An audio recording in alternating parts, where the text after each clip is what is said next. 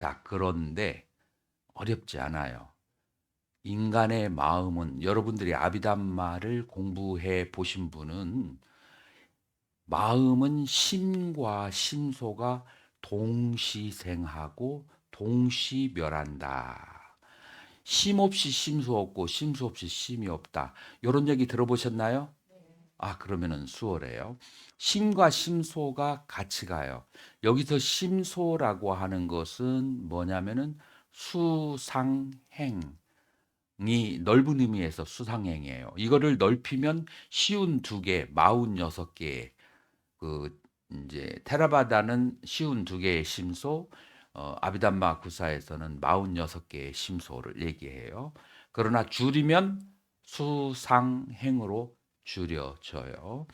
자, 그래서 이 아는 마음은 항상 무엇과 함께 다닌다? 심소, 수상행과 항상 같이 다녀요. 그렇기 때문에 우리가 식을 얘기할 때, 안식을 얘기할 때 아는 마음과 그 다음에 그 대상이 같이 작용하는 거예요. 그래서 심과 심소가 안식이 일어날 때 동시에 일어나는 거예요. 그렇죠. 그래서 심과 심소가 동시에 일어나는데 심과 심소로 분리하면 심소는 이미지고 경계, 대상에서 온 이미지고 심은 아는 작용이다 라고 그렇게 정리할 수 있어요. 음, 자, 지금 여기까지 얘기한 것이 명료하게 이해가 될까요? 좋아요. 자, 이렇게 해서 이 문제를 통과했어요. 왜 심이 단지 아는 마음이라고 하느냐? 우리가 전오식이 발생할 때 대상과 아는 마음이 동시 있는 것을 식이라고 하는데 그거 식은 이제 일반적으로 그렇게 두 개가 있지만 그 두 개가 심과 심소의 작용이 일어난 것이라서 식이 가지고 있는 심의 측면을 본다면 그건 단지 아는 작용을 하는 것이다 라고 그렇게 볼 수 있어요. 자, 그렇게 해서 전호식이 일어날 때까지의 작용은 우리는 삿띠, 아는 것, 대상을 아는 것이라고 할 수가 있어요. 이 전호식에서는 번뇌가 일어나지 않는 상태예요. 전호식을 그 경험하는 동안은 번뇌가 일어나죠. 어디에서 번뇌가 일어나냐면은 의근으로 가서 의근이 리코니션 재인식을 할 때 내 마음속에 기억된 것은 크게 크게 세 가지로 나눌 수가 있어요. 대상에 대한 호감, 대상에 대한 그 비호감, 그 다음에 호감도 아니고 비호감도 아니면 그냥 보통 뉴트럴한 상태, 중간 상태, 이렇게 세 가지로 나타날 수 있어요. 그래서 대상을 인지할 때 호감이 오면 탐심으로 가기 쉽고 비호감이 오면 진심으로 그 다음에 무덤덤한 느낌이 오면 거기에 치심으로 가기 쉽다. 그래서 이 재인식을 하는 과정 속에서 육식이 발달하고 재인식을 하는 과정 속에서 탐진치가 발생하게 된다. 그래서 탐진이 발생하기 이전과 탐진이 발생하는 이후에 의식이 여기에서 나눠진다. 라고 그렇게 말할 수가 있어요. 자, 그렇게 본다면 인식론적인 식이다. 라고 얘기했을 때 전호식과 그 다음에 제6식이라고 하는 측면 속에서 이 식은 정확하게 표현하면 뭐라고 말할 수가 있어요? 이것은 아는 마음이라고 할 수 있어요. 근데 넓게 보면은 이 식은, 이 심은 무엇과 함께 같이 다녀요? 항상 심소라는 프렌드가 있어요. 그래서 항상 같이 다니기 때문에 심과 심소는 구별을 할 수는 있지만 분리가 돼요, 안 돼요? 분리를 할 수가 없다. 이게 서양 철학의 아주 유명한 표현이에요. 그래서 distinguishable, 구별할 수는 있어. but not separatable. 그러나 분리할 수 있는 것은 아니다. 라고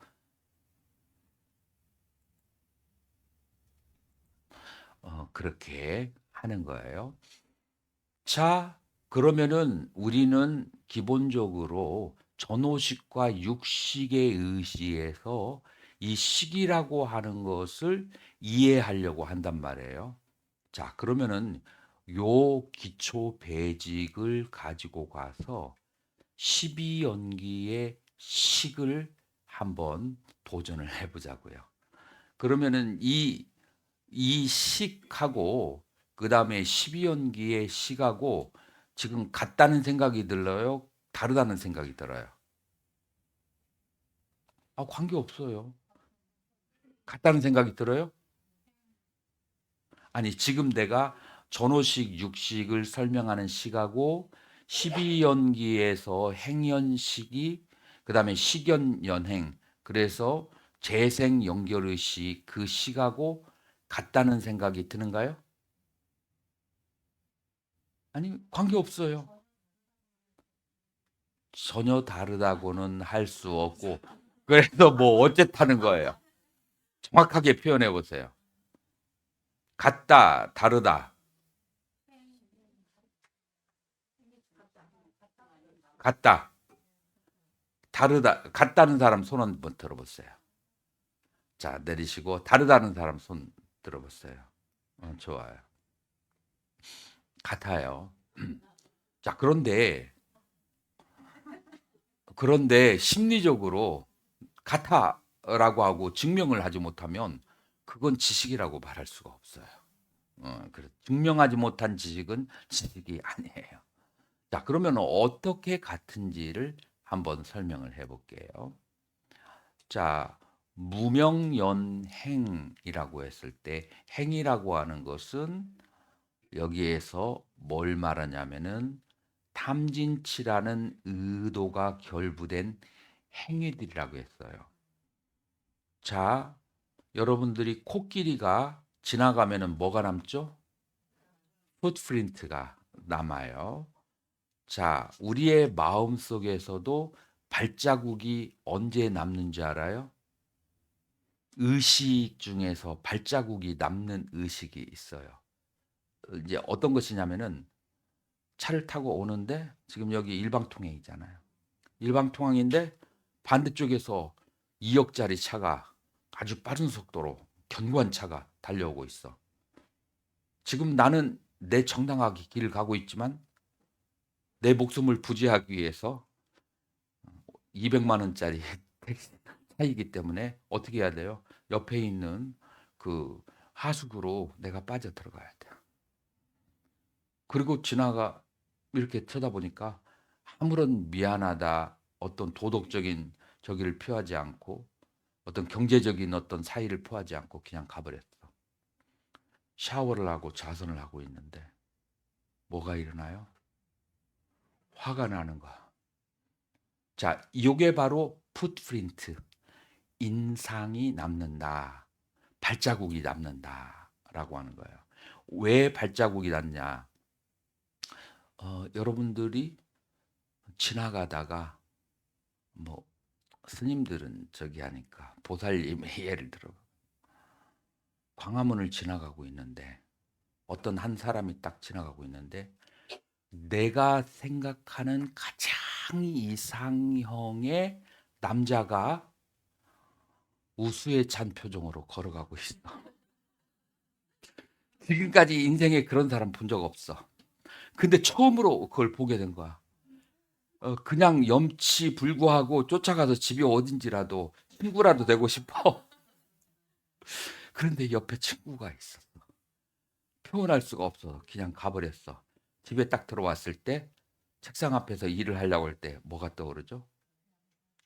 그러죠. 그게 발자국이야.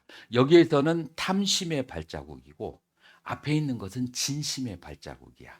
자, 그래서 여러분들 이제 이거를 이제 영어로 impression, 인상이 남는다라고 하는데 이 탐진치와 결부된 행위는 마음속에 도장을 착 찍혀버려요. 그리고 강하면 강할수록 도장이 더 세게 찍혀지게 되는 거예요. 자, 그래서 이것을 행연식, 그러니까 쌍카라 빠짜야 빈야나라고 하는데 이 푸프린트가 남은 이 식들이 쌓여지게 되는 거예요. 그런데 기본적으로는 식이지만 실제적으로는 식은 뭐와 함께 같이 다닌다겠죠? 수상행하고 같이 다녀요. 수상행하고 식하고 결합된, 그러니까 여기에서 말하는 행연식은 그거를 이제 진정한 의미에서 얘기한다면 수상행식의 덩어리를 말하는 거예요.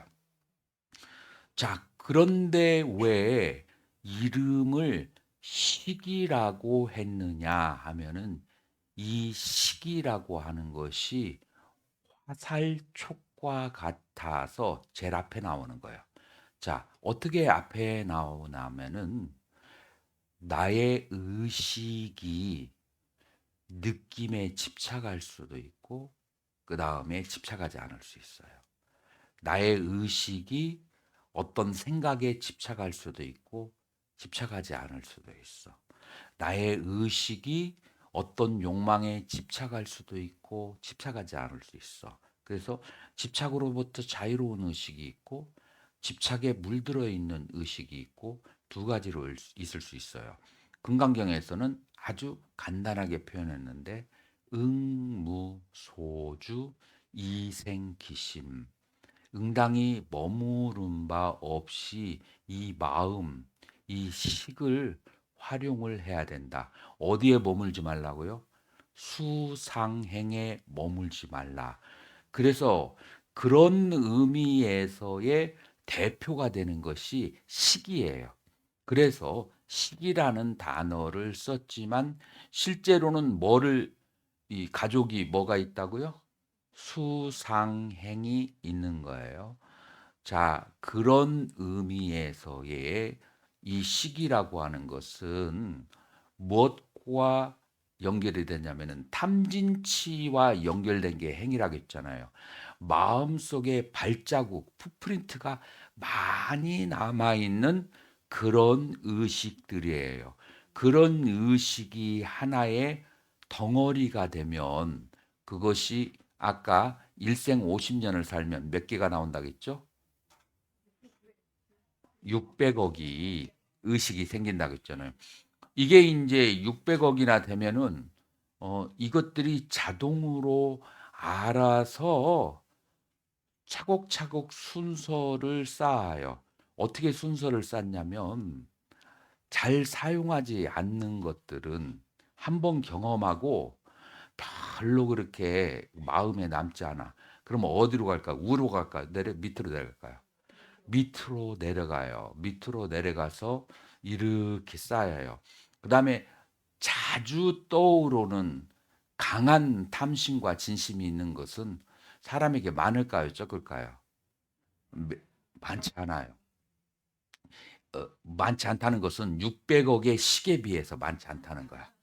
600억의 그 식들 중에서 90%는 한 번 경험하고 밑으로 쌓이고 두 번 다시 사용 안 하는 것들이에요. 금생에.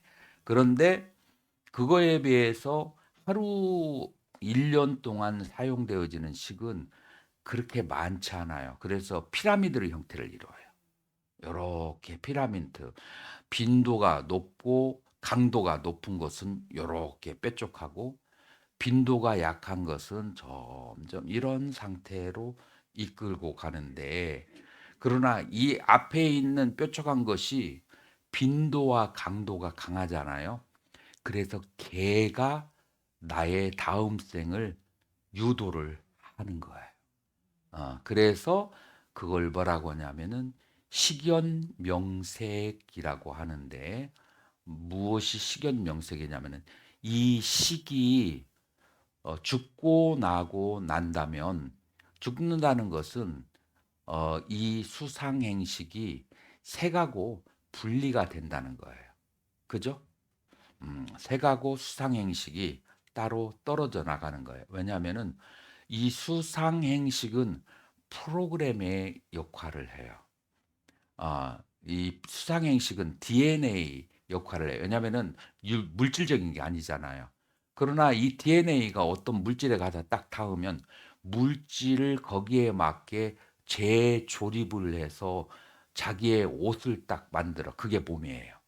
그러니까 이것만 있으면은 어디를 가도 우주의 지수화풍이 있는 곳에 가면은 거기에 맞는 자기의 몸을 재생시킬 수 있는 그런 능력이 있어요. 이거 컴퓨터 공학, 그 인간을 만들어내는 그런 이제 연구하는 사람들은 이 아이디어를 가지고 진짜 사람을 만들어낼 수도 있어.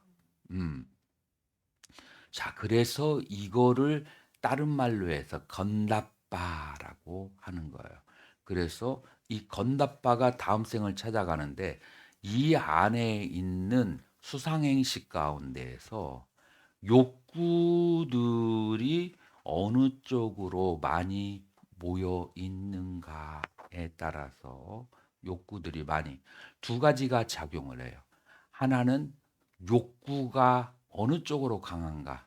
그다음에 두 번째로 내 업이 그쪽에 갈 수 있을 만큼 버팀목이 되는 업을 지어줬는가라고 하는 두 가지에 의해서 그 사람이 갈 곳을 결정을 한다라고 이제 그렇게 말할 수가 있어요. 예를 들어서 인생을 제대로 한번 먹고 살지 못했어. 어렸을 때는 가난해서 못 먹었고, 시집살이 하면서 시어머니가 구박을 줘서, 그래서 함부로 많이 먹을 수가 없고, 남편 앞에서는 살찐다고 많이 못 먹게 하고, 그 다음에 애들 앞에 있을 때는 애들한테 맛있는 거 주느라고. 그래서 먹는 거에 대해서 한이 맺혔어. 그런 사람 있을 수 있어요, 없어요? 그리고 죽었어. 그러면은 어디로 가고 싶어요? 구속받지 않고 많이 먹을 수 있는 그런 곳으로 가고 싶은 열망이 있죠. 자, 그러면은 이제 널려 있어요. 육도 중에서 널려져 있는데, 그 다음에 육도 중에서 여기저기 다 가서 먹을 수 있는데, 내가 복을 얼만큼 지었는가에 따라서 이제 어디로 가게 되는 거예요. 내가 못 먹었지만 남에게 보시를 많이 했어. 그리고 개를 잘 지켰어. 그러면 어디로 가서 실컷 먹겠어요? 천상으로 가서 시계 생천, 보시와 지게를 잘 지킨 사람은 천상으로 가게 되는 거예요. 근데 나도 못 먹었는데 내 자식에게는 해줬지만 남에게 일생을 쌀 한 톨도 보시한 적이 없어. 그래서 복을 지은 것이 없어. 그리고 먹고 살기 위해서 죄라는 죄는 다 지어봤어. 그러면은 어디로 가게 돼요? 인간 이하로 내려가게 돼요. 자, 인간 이하로 내려갔는데 그 중에서 살생을 많이 하고 노여움이 많아. 그러면은 바로 지워. 그 다음에 노여움은 별로 없어. 남의 사기를 치더라도 그렇게 화는 잘 안 내. 화를 내는 것이 없으면 지옥은 가지 않아요. 지옥은 화가 많은 사람들이 가는 거죠. 남에게 복을 지도 않고 화를 내지도 않았는데 그런 그 사람들은 가는 곳이 축생들의 세계예요. 자, 축생의 세계에 가서 사정없이 하루 종일 잡아먹을 수 있는 그런 곳으로, 그런 몸으로 태어나게 돼요. 자, 그래서 두 가지가 저기 하는데, 하나는 그 끌어오르는 욕구, 욕망. 그래서 내 욕구를 아는 것이 그래서 중요하다라고 이제 하는 거예요. 그래서 욕구 플러스 내가 지은 복과 계율, 그것에 의해서 나의 다음 생을 선택하는 거. 자, 여기에서 내가 이걸 왜 자세하게 설명하냐면은 신이 나를 어디로 가게 하는 것도 아니고, 그 다음에 영혼이 있어서 내가 어디를 가는 것이 아니고, 욕구와 복과 그 다음에 판단, 그러니까 수상행식의 강한 집적에 의해서 어디로 태어나게 한다라고 하는 거예요. 자, 지금 이렇게 설명하면은 아까 전호식과 육식에 대해서 얘기한 그 식이 이 간담바의 식하고 결국 그것이 그것이라고 하는 것이 연결이 돼야 안 돼요. 그것이 모여져서 그렇게 된 거예요. 그러면은 12연기와 그 다음에 육식과의 관계도 정리가 됐나요? 그럼 마지막으로 이제 우리의 이제 하이라이트 오온의 시가고는 어떤 작용을 가지고 있는가라고 했을 때 수상행과 식 이게 동시생하고 동시멸하는 그런 이제 저기를 가지고 있어요. 자, 그래서 이것은 구별을 할 수 있지만 분리는 되어지는 상태가 아니다라고 하는 거예요. 그래서 이 수상행과 식이 수상행은 심소고 그 다음에 식은 심의 상태로 해서 동시생하고 동시멸하는 그러한 그래서 이제 스리랑카나 유럽학자들이 말하는 식을 미어에나스 단지 아는 작용이다라고 하는 거하고 역시 연결이 되어지는 거예요. 자, 그렇게 연결을 시키고 나면 그러면은 이제 우리가 수행론에서 어 이제 본다면은 상유다니까요 3권에서 할리디까니 경이라고 하는 경이 있어요. 여러분들 노트에 나와 있을 거예요. 할리디까니라고 해서 뭐라고 얘기하냐면은 여기에서 이제 설법 주체자는 마하까짜나 마하까짜나는 우리말로 가전년 가전년이 어떤 분이죠? 10세대자 중에서 뭐라고요? 논의대 제일 논의가 그 부처님의 가르침을 논에서 설명하는 것이 제일인 제자가 이제 명세계에 대해서 뭐라고 하느냐면은 색수상행은 식의 집이다. 그래서 옥가라고 그렇게 해요. 그래서 두 가지 사람이 있는데 옥가살이 집에 묶여 사는 사람이 있고 안옥가살이 집을 떠난 사람이라고 얘기해요. 지금 여기에서 뭐가 집이라고 했어요? 색수상행. 그러니까 식이 색수상행에 묶여 있는가? 색수상행이 식이 거주하는 곳이 색수상행인데 이 색수상행에 묶여서 사는 사람이 있고 이 식이 색수상행으로부터 자유로운 사람 두 가지 종류의 사람이 있다. 자, 여기서 다시 한번 응무소주 이생기심은 어떤 사람을 말하겠어요? 집을 떠난 사람. 그래서 식은 항상 색수상, 수상행과 같이 일어나고 같이 사라지는데 이 수상행에 묶여 있는 사람이 있고 수상행을 떠난 사람, 수상행을 계속 받더라도 수상행에 묶이지 않는 실력과 힘을 얻은 사람이 있다. 그래서 우리는 이런 사람을 집을 떠난 사람이고 우리 그 세 가지의 출가가 있어요. 이런 사람을 무슨 출가라 그래요? 그러니까 신체적인 출가, 오온 출가, 삼계 출가 가운데서 이건 무슨 출가예요? 이게 바로 오온 출가의 의미예요. 그래서 식이 수상행에서부터 자유로워진 상태를 온 출가라고 한다. 그러면 삼계 출가는 뭘 말할까요?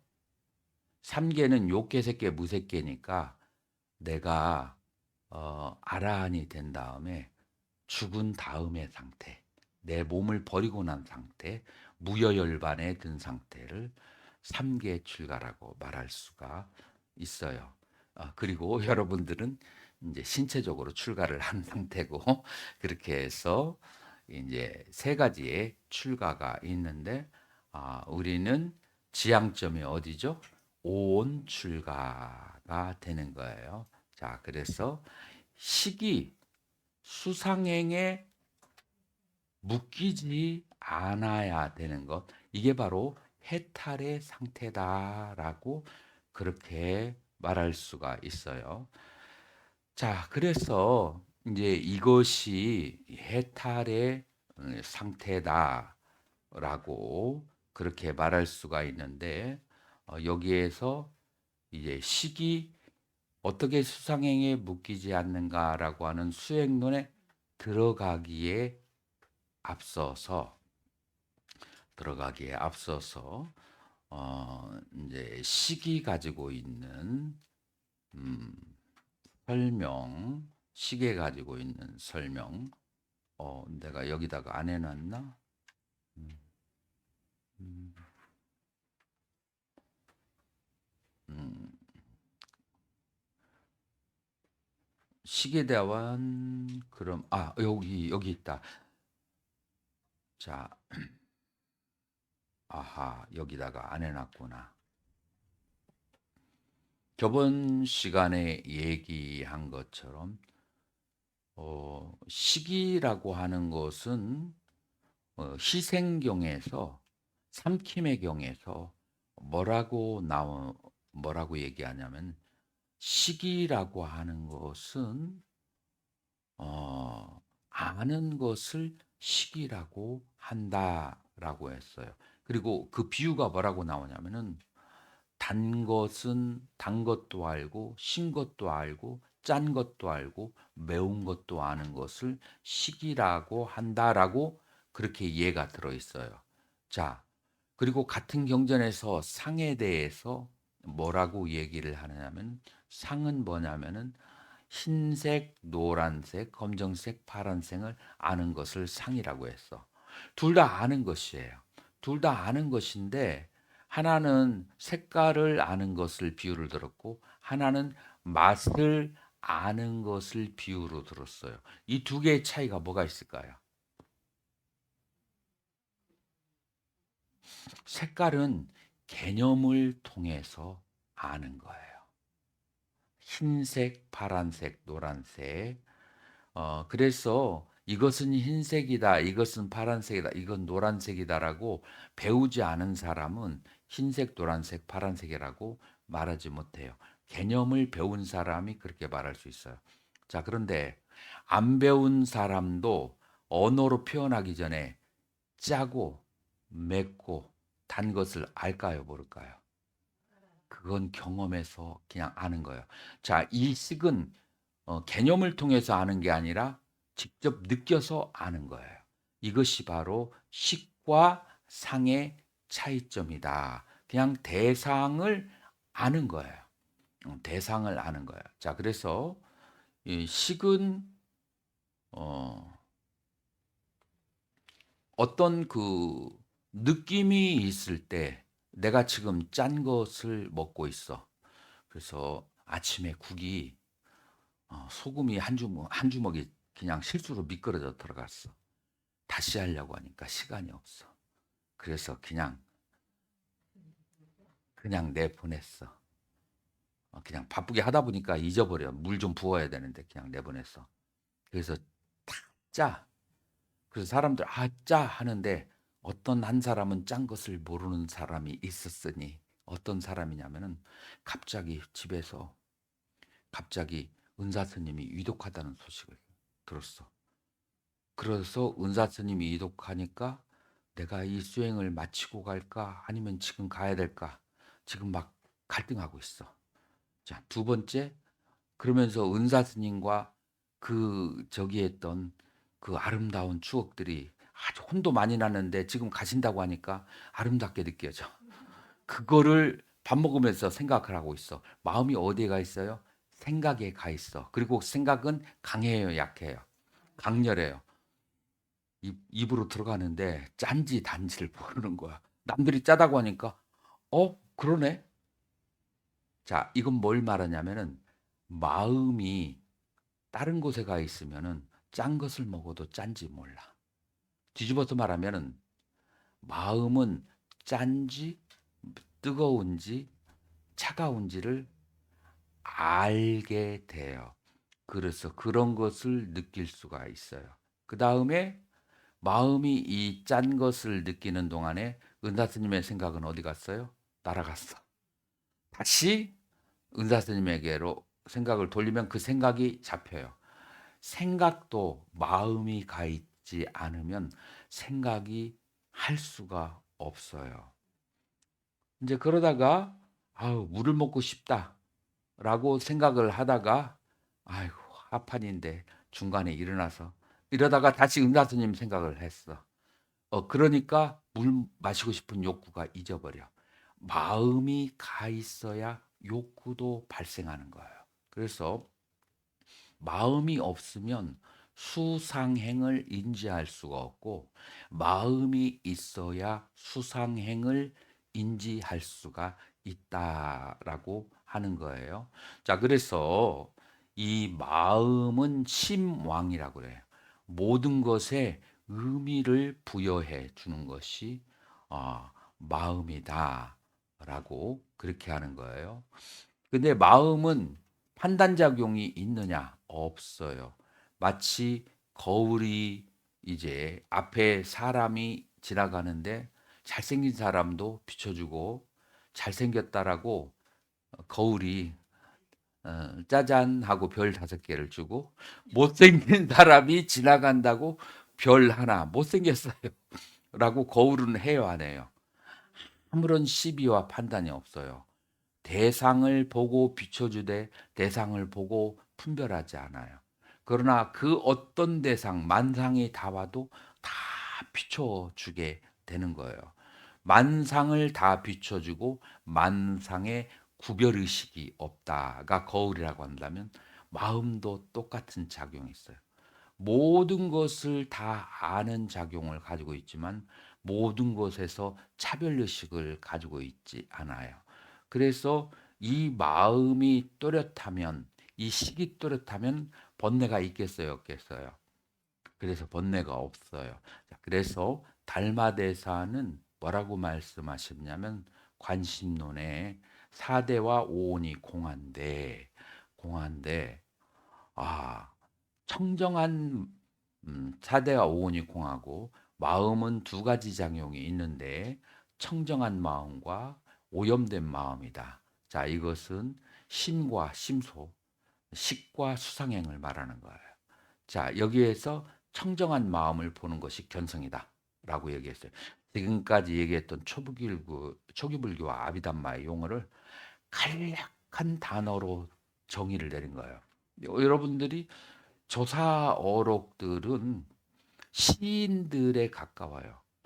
그 경전과 아비담마에 있는 그렇게 아주 자세하게 이 산문체로 설명한 것을 단 몇 자로 요약을 한 거예요. 그래서 그 마음을 보는 것이 지금 내가 설명한 얘기를 듣고 나서 그 청정한 마음을 보는 것이 견성이다라고 하는 것이 무슨 의미인지 대략 짐작이 가죠. 근데 이 밑에 기초를 모르는 사람이 그 얘기를 들으면 이 청정한 마음이 진화를 말하는 것인지 여러 가지로 헤매게 돼. 이 오염된 마음은 무엇인지 실제로 청정한 마음과 오염된 마음에 대해서 불도원 스님에서부터 일본의 학자까지 많은 뭐라고 할까 그 해석에 있어서 중구난방의 해석들이 있었어요. 이제 이 중구난방의 해석이 있었던 이유가 뭐냐면 원어를 모르고 그러니까 번역된 걸 가지고 이제 하다 보니까 장님이 인제 막 끄떡이 하듯이 하는 것이고, 그다음에 초기 불교를 모르기 때문에 이것을 정확하게 구별할 줄 몰랐어요. 오직하면은 그거를 현장 대사도 아셔서, 현장 대사도 저기 마드라스에 가서, 스리랑카 가서 초기 불교를 배우려고 했어요. 여러분들 아시나요? 그랬는데 배를 타러 항구에 나왔는데 지금 스리랑카에 내전이 일어나서 난리 굿이랍니다. 지금 거기 가면 목숨을 잃을 수도 있어요. 라고 하는 바람에 어디로 옮겼어요? 지금 분쟁 지역 카시미르, 카시미르에 가서 설일체유의 구사론을 공부해 가지고 돌아오게 됐어요. 만약에 이스님이 스리랑카에 가서 이 남방 불교를 배웠으면 중국의 역사가 어떤 식으로 써졌을지 이제 모르게 되는 거예요. 이게 원어를 모르기 때문에 이 여기에서 수없이 많은 저기가 있어요. 내가 천체 지자대사의 책을 읽어볼 때도 지자대사가 얼마나 위대한 분이에요. 여러분들 설명 안 해도 위대한 분인지 알잖아요. 거기에서 사마타에 대해서 정의를 내리는데 본인의 입으로 정의를 뭐 내리지 않고 경전에 있는 것을 다 끄집어다가 이것을 어디에서는 사마타라고 어디에 사마타라고 하는데 의미는 정리가 안 돼. 이게 원어를 모르는 사람의 한계와 슬픔에 원어를 알지 못하면 그래서 심지어는 지자대사도 원어를 모르면은 이 지와 간에 대해서 경전에 번역되어 있는 것만 쭉 얘기를 하면서 이 언어가 뭐를 의미하는지, 지금 우리가 알고 있는 샤마라는 pacified, 마음을 가라앉히다 평정시키는 상태가 샤마타, 이거를 스스로 해석해내는 능력이 안 되는 거예요. 음. 자, 그래서 우리는 이제 여기서 중요한 포인트가 뭐냐면은 이제 식은 이러한 것을 가지고 있다. 그래서 마지막으로 하나 여러분들이 중요하게 생각해야 될 것은, 그러면 이 식이 진화하고 힌두교의 진화하고 상당히 유사한데요? 이런 질문이 있을 수 있을까요? 이 질문이 누구한테서 왔냐면은 마하타나 상카야 수타. 그래서 큰 애착을 무너뜨리는 경이라고 하는 경에서 삿디라는 비구가 그런 이제 생각을 했어요. 이런 쭉 설명을 듣고 아, 그러면 식이라고 하는 것이 바로 힌두교의 말하는 진화구나. 이 식이 바로 말하는 자고 느끼는 자고 좋고 나쁜 행위의 결과가 모여 있고 경험하는 자구나. 그리고 이 세상에서 저 세상으로 윤회하는 자구나. 라고 얘기했다가 부처님한테 눈물이 훅쑥 빠지게 혼냈어요. 혼났어요. 그 혼나면서도 내가 왜 혼나지? 나는 내가 이해한 것이 그렇다고 생각하는데, 이제 그렇게 이제 꺽달진 눈빛으로 부처님을 향해서 이제 대화하는 장면이 나와요. 자, 여기에서 많은 학자들이 이걸 잘 이해를 못하는 부분이 많은데, 여기에서 부처님께서 혼내는 이유가 뭐냐면, 주석세에 의하면 이 식은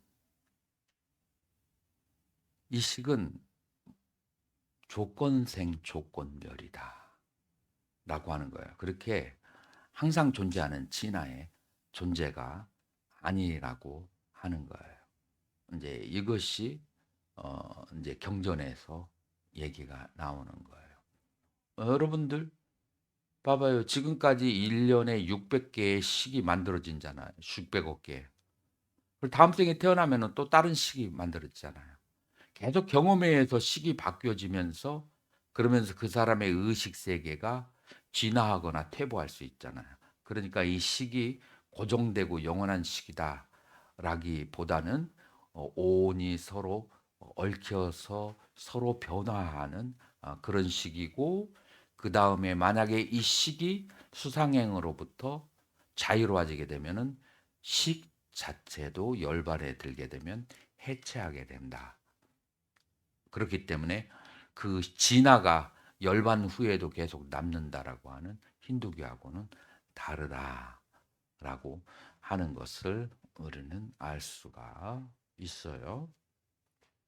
자, 그러면 우리가 잠깐 휴식을 취하고 이 식을 이제 아니면은 식을 어떻게 수행하는지를 설명을 하고 휴식을 할까요? 예. 예?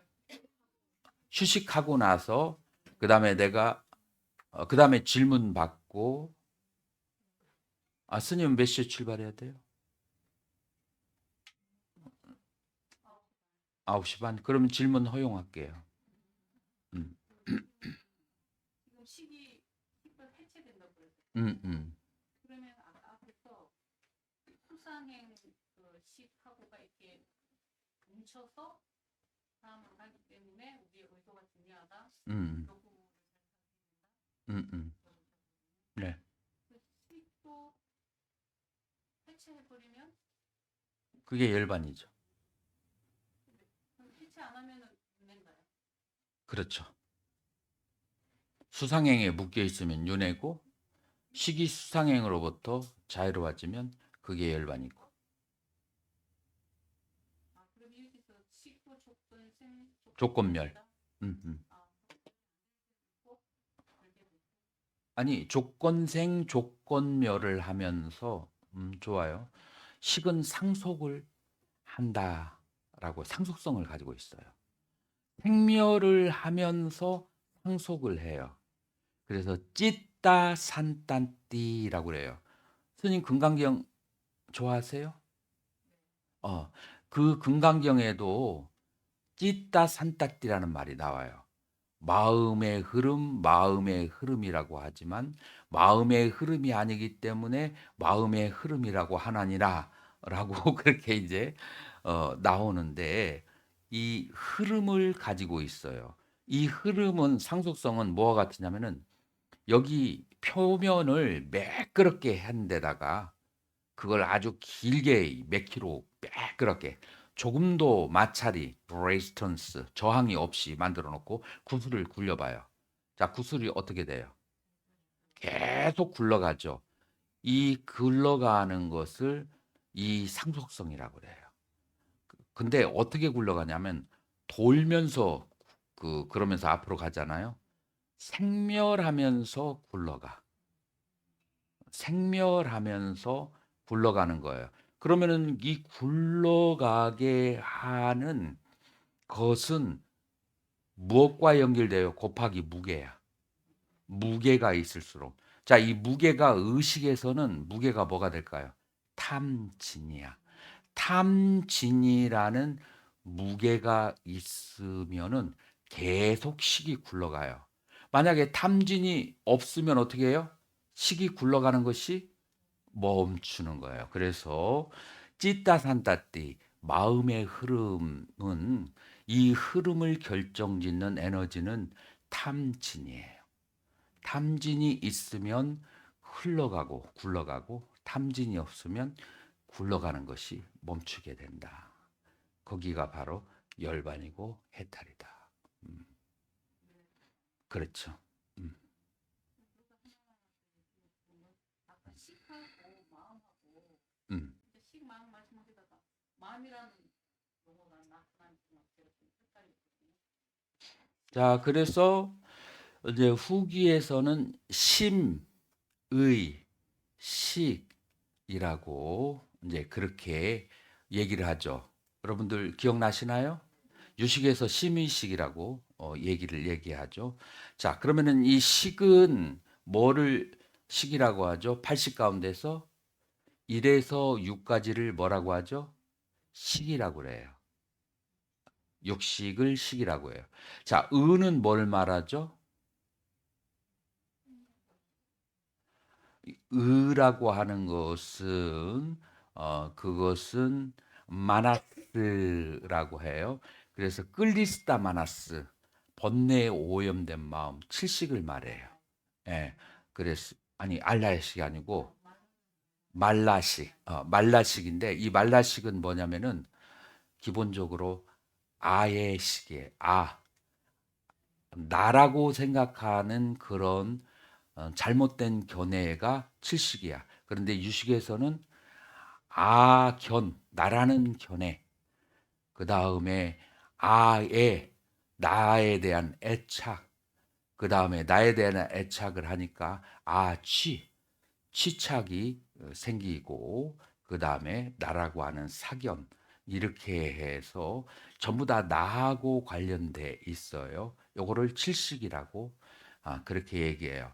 자, 팔식을 뭐라고 하냐면은 심이라고 해서, 심이라고 하는 것은 대상을 아는 마음이라고 얘기하거든요. 이 대상을 아는 마음, 이렇게 깊이 얘기해도 여러분들이 괴로워하지 않을까? 즐겁습니다.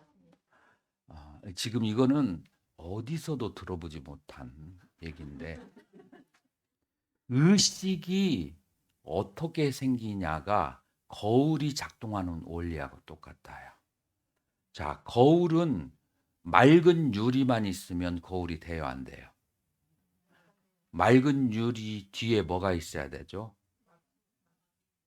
막이 있어야 돼요. 그거를 무덤덤, 무덤덤한 의식 혹은 무의식, 그 다음에 무기의식이라고 그래요. 그래서 의식이 맑은 면은 유리처럼 되고, 그 다음에 무기의식들은 어두운 측면이 되어서 의식이 많이 모이면 거울과 같은 작용이 생겨서 그 쌓여진 의식이 아는 마음, 비추는 마음을 작용을 시키는 거예요. 그래서 이 심은 기본적으로 알라야식은 여러 가지의 600억 개 이상의 그런 식들이 쌓인 것인데, 식들이 쌓인 것이 두 개로 갈라져요. 하나는 탐과 짐이라고 하는 표면적인 것과 치심이라고 하는 무기에 해당한 거 갈라져서, 탐지는 앞에 나와서 맑은 유리처럼 비춰준 역할하고, 치심은 뒤에서 어두운 장막을 만들어서 이 알라야식이 모여져서 뭐를 만들었냐면은 대상을 비추고 아는 의식이 발생하게 되는 거예요. 그죠? 자, 그래서 이 심이 그 팔식이라고 했지만 아는 마음을 가지고 있다라고 얘기해왔고, 그 다음에 처음에 우리가 말하는 식이라고 하는 것은, 이 식은 바로 심과 심소가 동시에 작용을 한다라고 얘기했을 때, 이 아는 마음을 기본적으로 식이라고 하고, 그 다음에 그 식 가운데서 비춰지는 표상은 그건 심소로 그렇게 설명한다라고 아까 얘기를 했어요. 어떻게 정리가 되시나요? 조금 어려울 수 있는데 지금 이 부분을 아주 릴렉스하고 평화로운 상태에서, 이 세상에서 가장 평화로운 자세에서 10번 내지 50번을 들으면 충분히 이해할 수 있어요. 이 신학설들이 많이 나와서 여러분들이 이거를 다 이해하지 못하는 여러분을 탓하지 마세요. 그 현대에 가장 고도로 발전한 학자들도 그 설명하지 못한 분야들이 여러 개 나왔기 때문에, 그냥 여러분들이 좀 시간을 두고 그렇게 이해하려고 노력하면 그것으로 이제 만족하시면 돼요. 또 다른 질문 있을까요? 네. 완전히 후인되다가 피라미드를 이제 비유해서 음, 강한 민도가 강한 것은 다음 생을 제일 앞에 모이게 되고, 음, 다음 생을 결정 짓고, 결정 짓는다고 음. 만약에 수행자들이 어떤 자기가 추구하는 그런 열반의 걸 추구를 하잖아요. 음. 근데 거기에만 강하게 계속 지난 그 업에 관한 그것을 알고서 만약에 새로 추가를 해서 새로운 그걸 계속 수행하면서 강하게 그걸 했다면 그걸 했다. 네, 열반에 뭘? 대한 어떤 어, 생각을 했다면 음. 그런 경우에는 그 인도가 최근에 와서 이 생에 와서 이게 강해졌다면 그것이 과연 마지막 죽음에 있어서 결정짓는 요인이 될 수가 있는지 여쭙고 싶어요. 당연하죠. 그건 그동안에 그거 누적되어 있는 모든 그 피라미드 형성되어 있는 가장 상층에 있는 그거하고 상관없이 번뇌적 번뇌적 요소하고 상관없이. 네, 현재 자, 구사론에서는 여기에 대해서 뭐라고 하냐면은 완전히 해탈하는데 아주 열심히 들어가는 사람은 3생이 걸린다. 그래서 그 강한 노력을 해서 수행을 처음 하는 사람이라면 아, 니르바나 바기야 그 순해탈분을 경지를 얻는다. 그리고 그 다음 생에 목샤바기야 순결택분을 얻고 제 3생째에 대해서 해탈을 하게 된다라고 얘기해요. 자, 그래서 이거를 스님 기억이 안 날 거예요. 자, 순해탈분, 순결택분은 뭐하고 연결되냐면은 어, 자량위를 통해서 얻어지는 상태가 순해탈분이고 가행위를 통해서 얻어지는 상태가 순결탁분이에요. 그래서 견도에 들어가는 것은 순결탁분이고 견도는 수다원에 가까운데 요 상태에서 한 생을 더 수행하면 해탈로 이르게 된다. 그렇게 구사론에서는 나와 있어요. 그러니까 당연히 가까워지는 거죠. 근데 지금 전생에 스님이 수행을 안 했다는 근거가 없잖아요. 그러니까 전생에 순해타분이나 순혈택분을 체험을 했다면 그러면은 금생에서 이제 해탈을 성취하는 거죠. 구사론의 카테고리에 의거한다면. 음, 음, 음, 음, 음.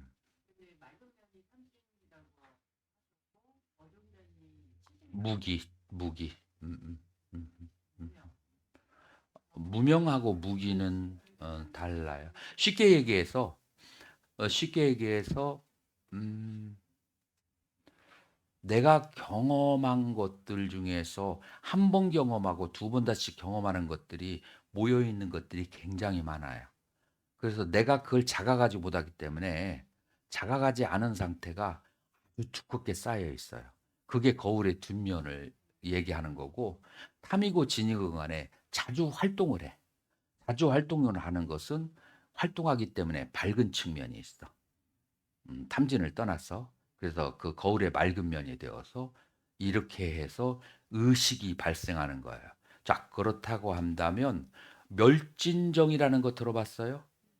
자, 구차재정 속에서 멸진정에 들어갈 때는 뭐가 사라져요? 의식이 멈춰지게 돼요. 자, 의식이 7일 이상을 멈추게 되면 죽음에 이르러요. 그래서 7일 안에 돌아와야 되는데 의식이 없는 상태가 깨달음을 얻은 사람도 의식은 자거나 꿈을 꾸거나 생시에도 의식은 항상 흘러가고 존재해요. 하나, 두 개죠. 세 개의 무심정하고 그 다음에 멸진정 이 두 개의 상태에서 의식이 단절된 상태가 와요. 이때 비상비비상처에서 그 다음에 멸진정으로 가려면은 어떻게 해야 되느냐면은 이 무기의 상태를 해체를 해야 돼. 그래서 비상비비상이라는 게 무슨 말이냐면은 생각도 아니고 그러니까 탐진은 생각이야. 그런데 그 탐진도 아니고 그 다음에 생각이 아닌 것도 아니야. 왜냐하면은 옛날의 생각에서 지금 작동하지 않고 굳어 있는 그런 상태이기 때문에. 그래서 이 그 무기의 상태를 해체하면 비상비비상처에서 그러면은 의식이 더 이상 발생하지 않아요. 그래서 무기라고 하는 거울의 뒷면이 없으면 그러면 거울은 더 이상 비춰줄 수 없어. 맑게 대원경지가 돼버리지. 그러면은 더 이상 의식의 작동을 하지 않게 돼요. 그 대원경지라고 하면 그래도 암은 있지 않을까요? 대원경지가 지금 내가 표현을 조금 이제 저기 하겠네. 정확하게 대형경지는 아니에요. 자, 이거 설명하려면은 자, 봐봐요. 금강경에서 18장까지 샀냐 생각을 버려라라고 해요. 그러니까 19장에서 이렇게 소부리가 질문해요. 어, 그 생각을 버리면 중생이 뭘로 할 수 있을까요? 사람이 뭘로 할 수 있을까요? 부처에게는 오한이 있나니라. 그래서 생각 분별을 하지 않아도 오한으로 알 수가 있다. 라고 그렇게 얘기를 하거든요. 자, 그래서 사람이 생각을 해서 아는 것과 오한을 통해서 그렇게 아는 것과 그 다음에 경지가 뭐냐면은 의식이 완전히 해체된 상태. 여기에서는 알미 없어요. 그래서 대원경지를 지금 스님이 생각하는 그런 대원경지 말고 내가 말하는 아다르샤나라고 하는 것은 거울의 뒷면이 없어서 아무것도 의식하지 않는 가장 청정의식, 백정식을 얘기하는 거예요. 부처님께서도 사실 이 그 의식이 없는 상태는 일주일 이상을 갈 수가 없는 특별한 정의 상태예요. 그러니까 부처님 일상생활에서 그리고 이 멸진정은 그냥 보통 아라한이나 벽지불이나 부처님이고 한 번 정도만 얻을 수 있는 독특한 상태예요. 그래서 그걸 갖다가 불교 교학도 많지 않은 상태에서 막 일반 거하고 막 연결하려다 보면은 그러면은 음, 납득하기 어려워져요. 그래서 그러한 상태가 멸진정의 상태가 있다라고 생각하면 돼. 제재하고 만약에 아까 거울의 비율을 심과 심소로도 그러면은 나눌 수 있는 건가요?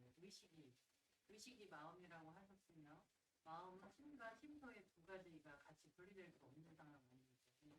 거울 역시 그 무지가 있어야지 스님이 교학적 바탕이 없어서 질문이 계속 옆으로 새어나가고 있어요. 지금 심과 심소라는 것은 항상 동시생 동시멸이라고 그렇게 얘기를 했어요. 지금 이 특수한 상태를 계속 일반화에다가 연결시키려고 하면은 계속 수렁으로 빠질 수밖에 없어요. 음.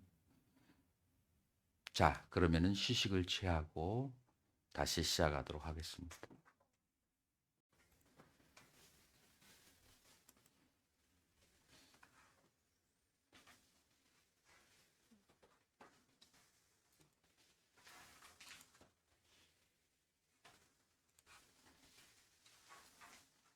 자, 그러면 이제 지금까지는 식에 대해서 이론에 대해서 얘기했고 이제 구체적으로 식은 이제 어떻게 볼 수 있는가 라고 하는 거예요. 그래서 내가 여러분에게 조사들의 재미있는 얘기를 그렇게 할게요. 이제 그 알록산이 그 조사 스님들이 흔히 사용하는 비유예요. 이 마음을 이제 보려면 어떻게 해야 되는가를 비유하는 건데 이제 알록산이 저기 당나라 현종의 애첩인 양귀비하고 은밀한 관계였었잖아요. 그래서 이제 그 업무를 끝마치고 오면은 그 단밖에서 소가 소가 하고 불러요. 이제 그러면은 누가 나와요? 양귀비가 이제 나오는 거예요. 근데 대놓고 양귀비 불렀다가는 어떻게 돼요?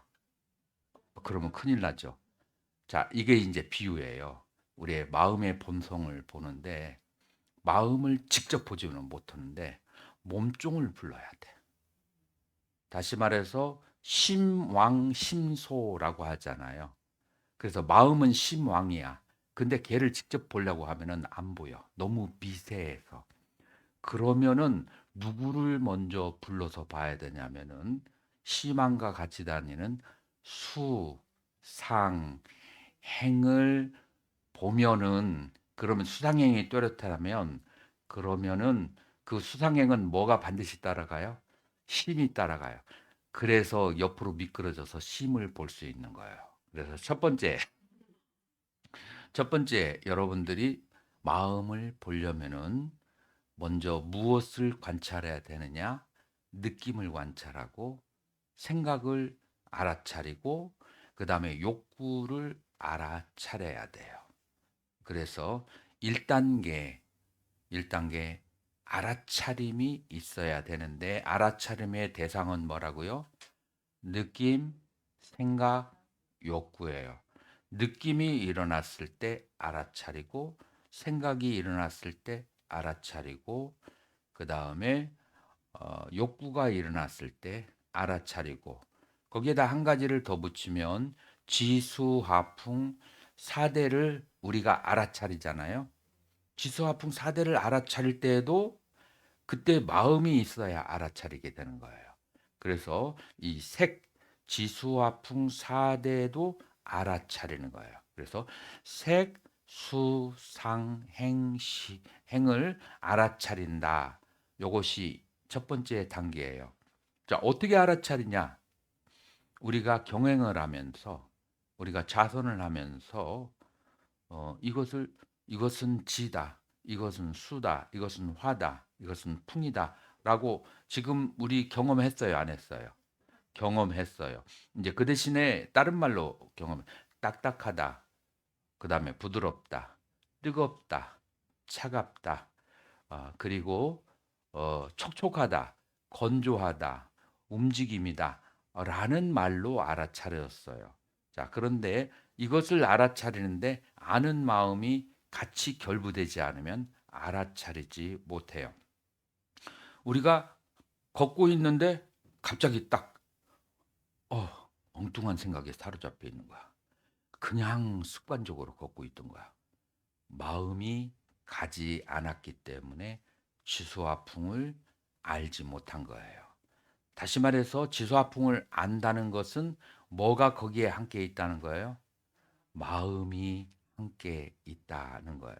자, 그러면은 어, 수 수는 통증이 있을 때 통증을 아는 마음, 쾌감이 있을 때 쾌감을 아는 마음, 이렇게 그것을 이제 그 대상을 알아야 된다라는 거예요. 이것이 수를 아는 거예요. 어려워요, 쉬워요? 쉬워요. 그 다음에 생각이 있어. 과거의 것은 회상, 현재의 것은 생각, 미래의 것은 상상이라고 알면 그러면 거기에 아는 마음이 가 있는 거예요. 자, 욕구가 있을 때 화장실에 가려고 하는 욕구, 손을 들어서 눈썹을 문지려고 하는 욕구, 그다음에 숨을 들이쉬려고 하는 욕구, 숨을 내쉬려고 하는 욕구. 그 욕구를 우리는 알 수 있어요, 없어요? 의도 수행을 할 때 알 수가 있어요. 자, 그래서 첫 번째 단계는 색, 수, 상, 행을 욕심 부리지 말고 알아차리는 공부를 하는 거예요. 그리고 지금까지 우리가 했어요, 안 했어요? 했어요. 자, 두 번째 단계는 알아차리고 난 다음에 의식이 가라앉으면 알아차릴 때 알아차림의 대상과 알아차리는 상태 둘로 갈라지는구나를 알게 돼요. 지금 여기까지 경험해 보셨나요? 계속 알아차리면 알아차림이 뚜렷하면 알아차리는 대상과 그 아는 상태 둘로 구분이 쫙쫙 갈라져요. 자, 그러면 무엇이 마음이냐 하면은 알아차리는 상태가 마음이에요. 근데 알아차리는 상태는 아직까지 어디 근처에 있어요? 색수상행 근처에 있어요. 근처에 있기 때문에 약간 영향을 받았어요. 그 상태를 뭐라고 하냐면 자증분이라고 그래. 아는 마음을 자증분이라고 그래. 그런데 이게 다시 약간의 그 그림자가 비춰져 있어. 그래서 아주 청정한 알미 아니야. 그래서 알물 awareness of the awareness 아는 마음을 재우쳐서 다시 한번 알아. 그러면은 이때의 아는 마음은 멀어져 있어. 아주 두 겹을 떠나 있기 때문에 대상으로부터 뭐 수상행으로 색수상행으로부터 멀어져 있어. 그 요거를 증자증분이라고 그래. 그래서 이 알에 대한 알을 보게 되면은 조금 더 아는 마음에 더 가까워져요. 자, 그래서 알아차림을 통해서 알아차림의 대상과 아는 마음을 분리하고 그 아는 마음을 보는 것, 그 아는 마음을 보는 것이 바로 심념처 그리고 식을 보는 수행이다. 너무 간단하죠? 너무 쉽죠? 이제 여러분들은 이제 뭘 알게 되냐면은 여러분들이 계속해서 대상에 묶여서 대상과 하나가 되어서 그렇게 살아왔던 습관이 있어서 지금 이렇게 분리하는 습관, 알아차림과 함께 분리하는 습관이 굉장히 생소해요. 그래서 어렵다고 느껴질 뿐이지. 이것도 계속해서 훈련을, 트레이닝을 하다 보면은 이게 너무나 자연스러운 거예요. 그래서 옛 조사들은 세수하다 코 만지기라고 했어. 코는 항상 있는 거야. 그런데 거울이 많지 않았던 시대는 그냥 대상만 보다 보니까 내 코를 본 적이 별로 없어. 나중에 거울 앞에 딱 서서 보니까 내 코가 이렇게 생겼어. 라고 알게 되는 거예요. 항상 있어. 수와 상과 행과 색이 작용할 때 항상 작용하고 항상 있는데 자각을 하지 못했을 뿐이에요. 근데 자각하는 테크닉이 너무나 쉬워요. 첫 번째, 색수상행을 아는 대상을 명확히 알지 않으면 구별도 안 돼요. 그래서 첫 번째 단계가 색수상행을 명확히 아는 거다. 자, 그래서 가장 알기 쉬운 것이 지소화풍사대예요.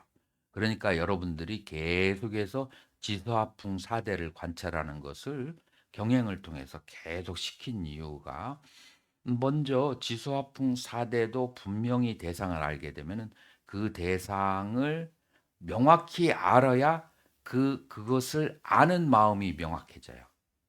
그러니까 결국 마음을 보려면은 지수화풍을 보는 것이 명료해져야 돼요. 그게 없으면 그 다음도 안 되는 거예요. 그래서 여러분들이 느낌을 느낄 때 그 느낌이 명료해야 돼요. 자, 그래서 여러분들이 그런 감정적 기복은 센터에 있을 때 많이 일어나지 않아요. 그래서 관찰할 기회가 없어.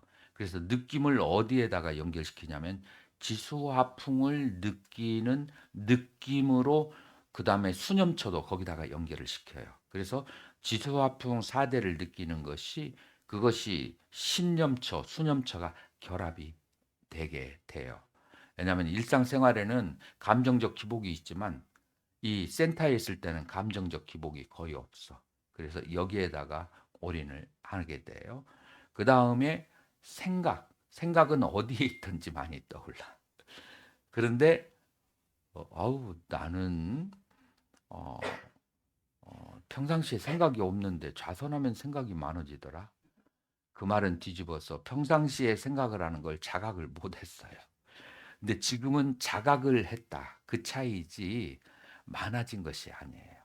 그러니까 내가 이렇게 생각에 많이 하고 살아왔구나를 자각을 하는 거예요. 그래서 그 생각을 여러분들이 탁구 선수라고 생각해 봐요. 탁구 선수의 의무는 뭐예요? 저쪽에서 날아오는 공을 어떻게 해야 돼요? 그냥 가만히 있으면 돼요, 안 돼요? 다 쳐서 날려보내야 돼요. 그래서 모든 생각을 이름을 붙여 가지고 다 하나하나 알아차려야 돼요. 알아차렸을 때 그때 그다음 단계가 아는 마음이 보이게 되는 거예요. 그리고 여러분들의 욕구 얼마든지 우리가 알아차리려면 알아차릴 수 있잖아요. 그래서 욕구라고 하는 것은 싫어하는 것도 욕구예요. 마이너스 욕구예요. 좋아하는 것은 플러스 욕구고. 그래서 욕구가 발생했을 때 그 욕구를 알아차리고, 그 다음에 몸이 움직일 때는 욕구라고 하지 않아요. 의도라는 말을 써요. 그래서 몸이 움직일 때는 발을 들으려고 하는 의도, 밀으려고 하는 의도,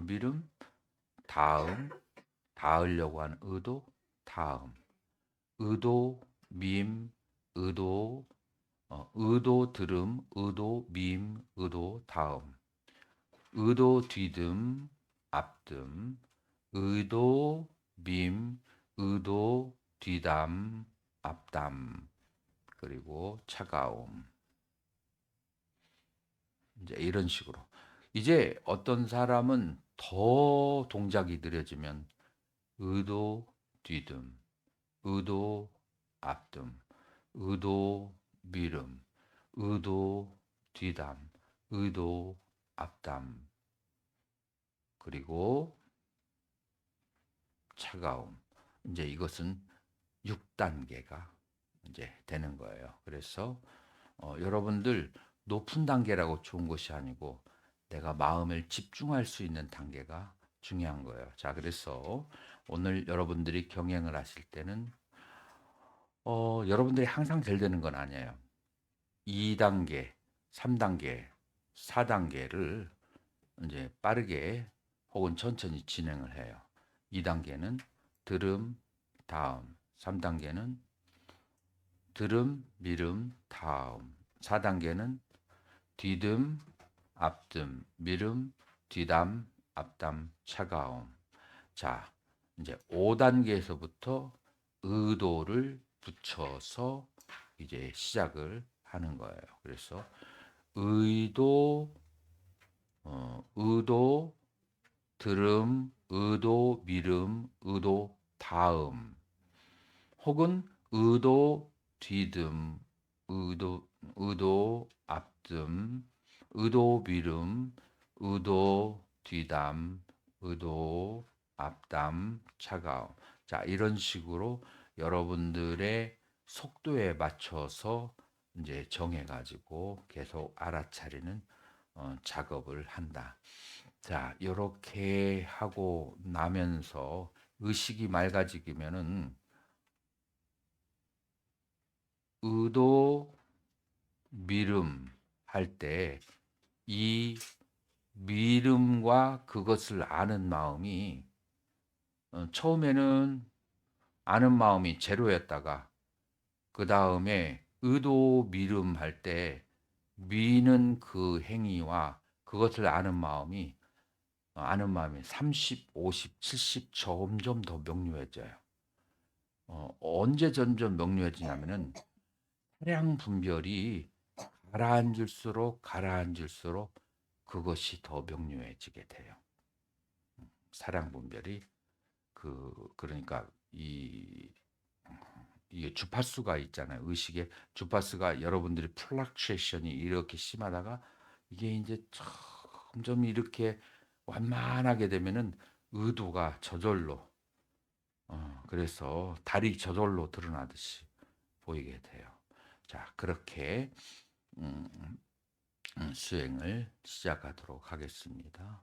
자, 그래서 반절로 나누어서 밑에 내려가시고 그다음에 위에 남으셔서 그렇게 요쪽에는 밑에 내려가시고 이쪽에는 위에서 하시고 이제 그렇게 하면 될 거예요.